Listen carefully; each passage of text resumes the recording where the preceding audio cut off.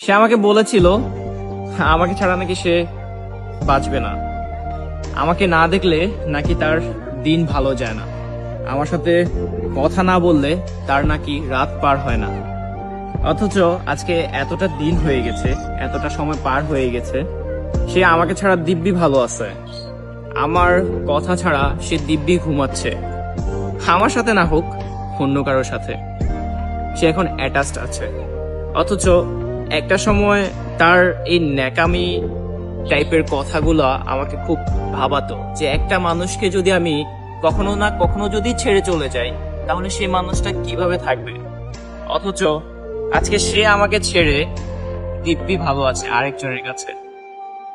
কখনো কখনো এমনটা মনে হতো যে মানুষটা আমাকে একদিন একটা মুহূর্ত যদি না দেখতো তার মনের মধ্যে ছটফট করতো, সে আমাকে দেখার জন্য কত বাহানা করতো, কত বাহানা খুঁজতো।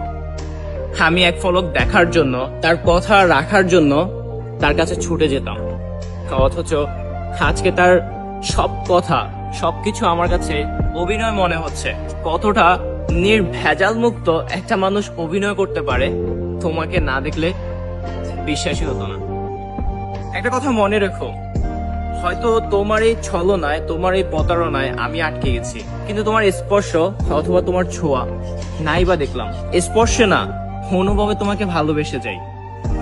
দূরত্ব তাতে কি আসে যায়, তুমি অন্য কারো হলেও আমার ভালোবাসা ঠিকই তোমার জন্য হাজও পড়ে আছে।